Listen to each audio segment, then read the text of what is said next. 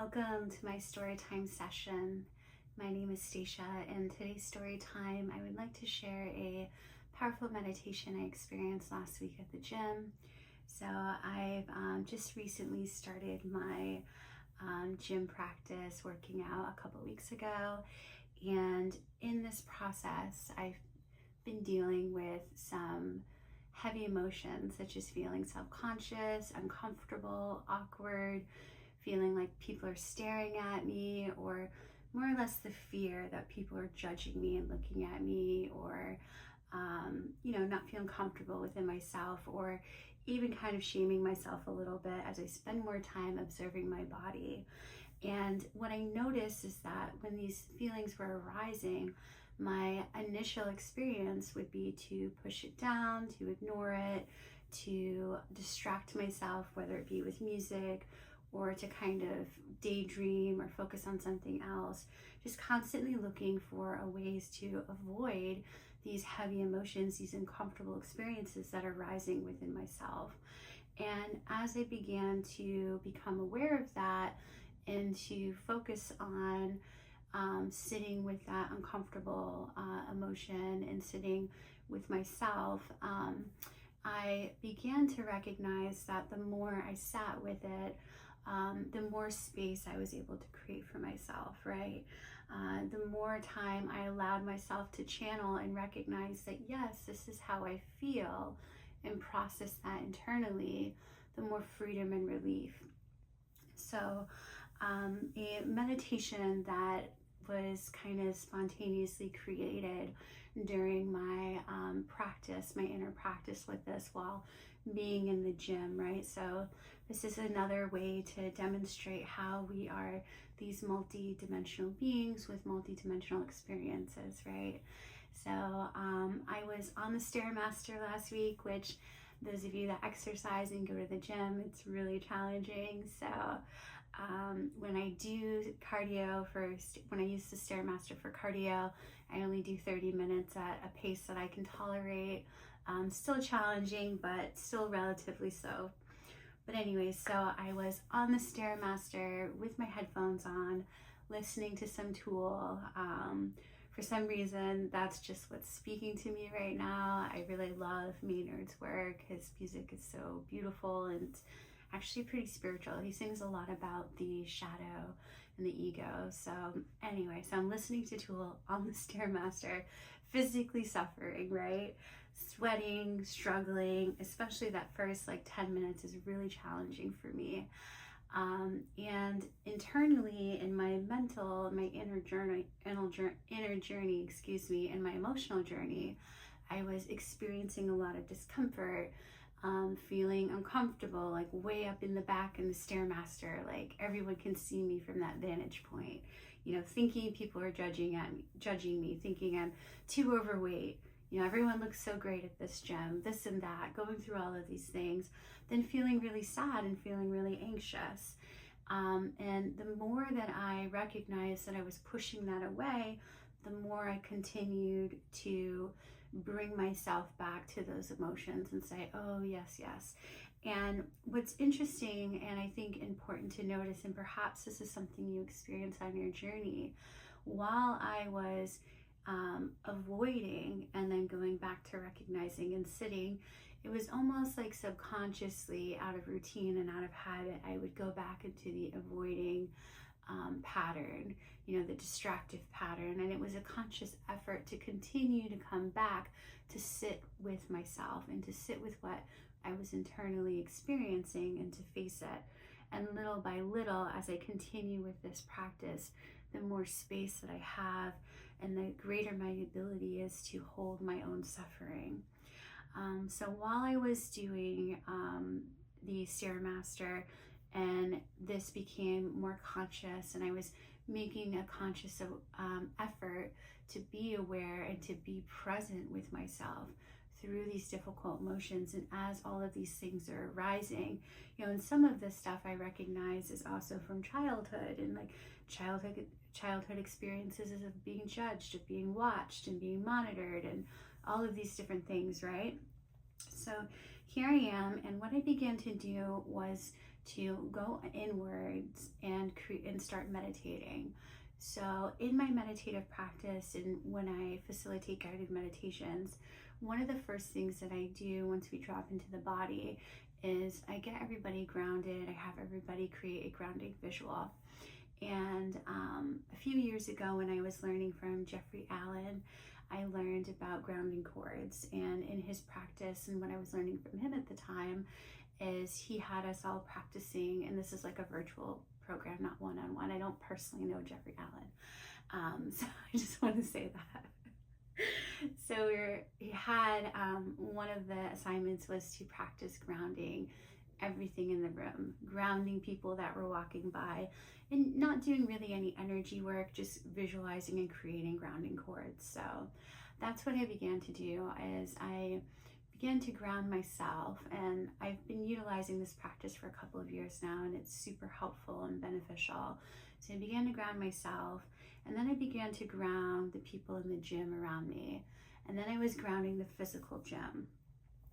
And then as I continued to go further into this meditative state and this creative experience, the pain and the discomfort was so quiet, because I was so present on my journey within, right? So I was on a journey within, becoming focused and not tied to the physical pain of the body, not tied to the discomfort and heavy emotions that were arising. So now I was in this creative force type energy, concentration perhaps, and as I was grounding to Mother Earth, I could feel myself becoming more relaxed, more focused, and more honed in. And so during this meditative practice, I also began to work on some sacred geometry for myself to contain myself. And then I created an egg of white light around myself for my aura, right? And I began noticing that there was some disharmonic energies. And perhaps, this was arising from within, or it was things that I had picked up from work or from the gym or energies around me. I'm not really sure. And this isn't really trying to spiral down into the what ifs and what it could be.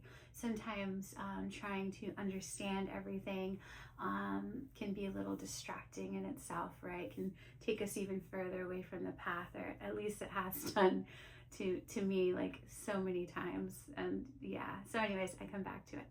So as I'm going through this process and becoming aware of my own energetic field, I can feel disharmonic energies. I can feel something that isn't there, that I'm not resonating with.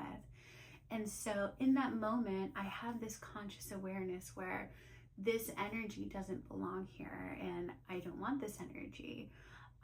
And maybe it's not even belonging here, but this is not the frequency or the resonance that I'm looking to be at, right? Or I want to be at. And so and this isn't a bypassing exercise. It may begin to kind of sound like it, but that's not what this is. So as I had that conscious awareness, like, oh, I don't want this energy.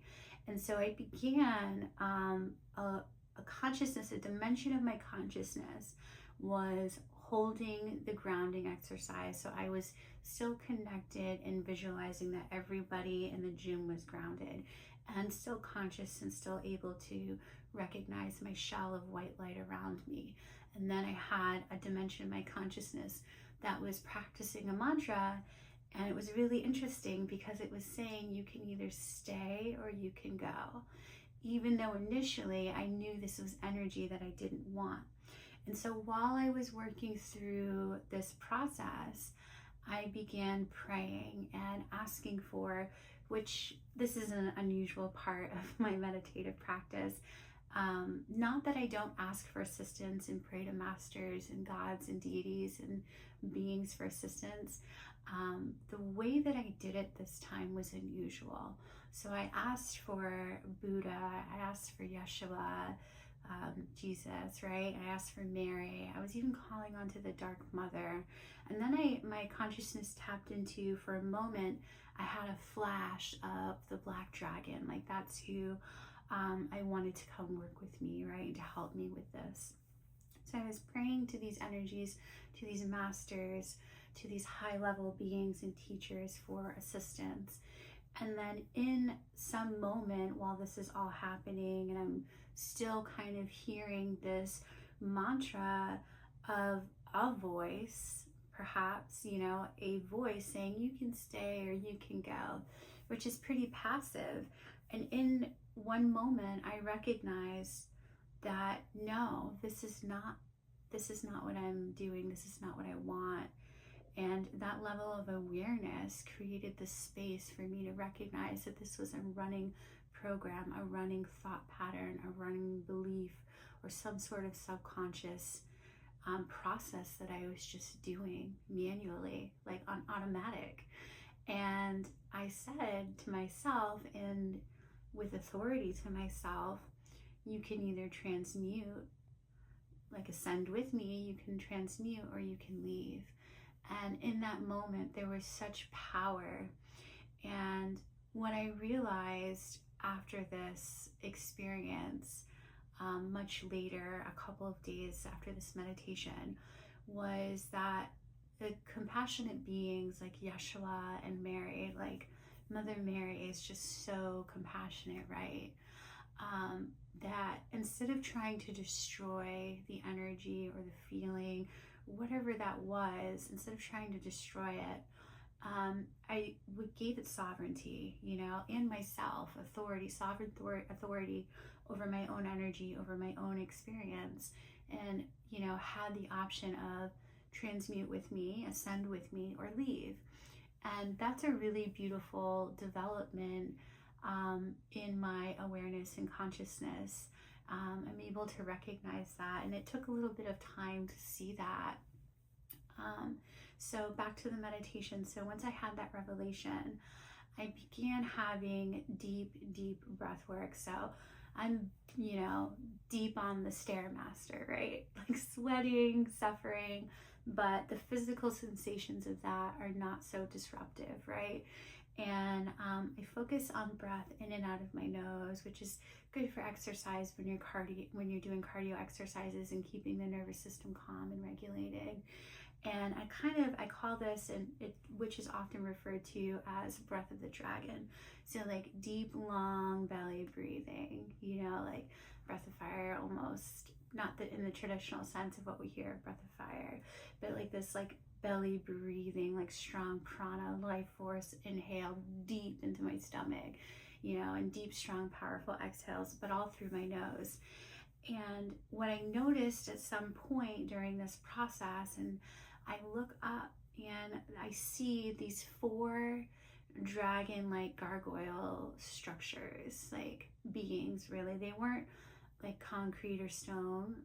They looked to be kind of like living beings of some sort, energetic beings. And they were set up like a gargoyle would be at the corners, right, on the building. But they were within the gym. And as I continued to go deeper and deeper, and I just allowed this experience to unfold, I found myself still in the place of my monkey mind and having awareness and getting lost in the mind, having awareness and getting lost in the mind. And so what I did to further ground myself was I created an electrical grounding cord.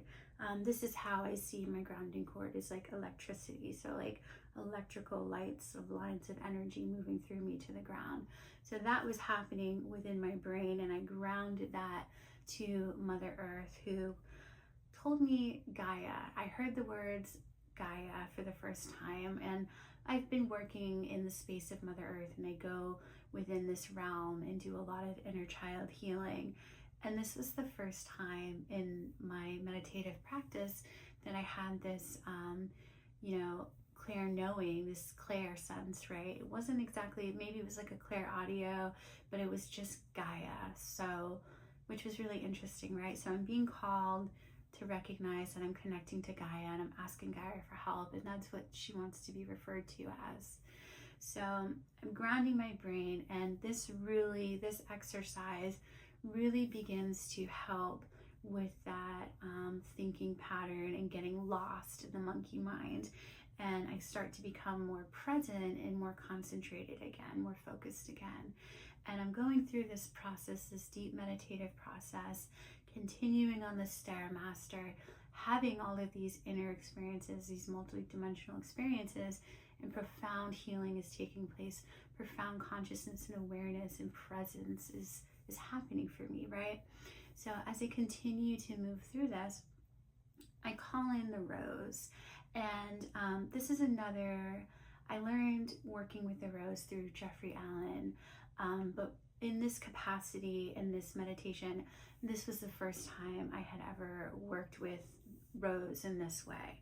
So I used the bud of the rose, the flower of the rose, as a fully bloomed red rose, like beautiful, light, bright, just gorgeous red rose. You know, I'm deep in this meditation experience, having a very strong visual experience, and I put her in my brain, and things start bubbling up, and it was just almost like, you know, I have this higher level driving force, intuitive force in this creatrix type of dimension or field that I'm in this really safe container with support from these dragon beings, right? Supporting and holding my energetic field in this container. And all of a sudden I have a vision of myself, kind of like the Buddha with the half peaceful Buddha and the half demonic Buddha face, right? The light and dark within us. I have a version of myself that's like this crazy, angry, dark version. And I'm like, you know, like all crazy. So I'm in this rose in my brain that's connected to Gaia. And it's like a bomb took off, like an energetic bomb of pure rage and just anger. And so while I'm physically on the Stairmaster, probably looking calm, or who knows, breathing in and out of my nose deeply with my eyes closed, going through the motions, inside there's this raging storm just releasing, just absolutely channeled an immense amount of anger and rage. And I experienced that. I felt that. I really allowed myself to sit with that. And up until that point, I can't recall ever sitting with my own rage that consciously to that level, and that amount of energy, of energetic rage and anger. And when I allowed myself to experience it, I didn't deny myself that feeling anymore. I didn't push it away. And so I just allowed it. And after a moment or however long I was experiencing it in this dimensional inner journey, right, my meditative journey, I allowed Mother Gaia and the rose to help me transmute it. Essentially, the rose began to have a stem through my grounding cord where the anger started to move through that. And then I had this conscious awareness, like, don't forget the liver, right? Because, you know, in a lot of Oriental practices, it's belief that the liver holds anger. And so what I did is I had envisioned, while I'm moving this anger and this rage through the channel of the rose stem through my being, a leaf just blossoms and touches my liver and absorbs the anger and moves down into Gaia. And it was just absolutely beautiful, right? And you know, for those who are new to meditation, or perhaps those who don't have experienced visual meditations, maybe this sounds a little extreme, but this is definitely something that is very attainable and very healing for me, right? So some of the things that I became aware of after this meditation was I had this huge energetic shift. I felt so much lighter. I had sensations of joy, and I felt so good for a few hours, right? And what happened was I started to, after this like kind of blissed out moment from doing this exercise and releasing this energy, this heavy energy and experiencing it, not pushing it away, but allowing it to unfold, allowing myself to channel it within a very safe container so that energetically this didn't cause any harm to those around me. You know, the energy was all contained and I was supported by so many beautiful beings and forces, right? So while this, you know, bliss period is going on for a few hours, eventually I started to kind of fall back into the routine of unconsciousness to being more conscious, getting lost in the mind and back and forth, and just kind of bringing myself back. So I just really wanted to share that experience, and the information and the lessons are still unfolding for me. And this is also inspired a beautiful guided meditation that I'm working on to assist people with processing some of these heavy emotions, and a really beautiful way to sit with it, using these forces like the rose and the dragon energy and things like that. So yeah, love to hear what you think. I'd love to hear about your meditation practice, what your experience is, and thank you so much. And yeah, have a wonderful day, guys.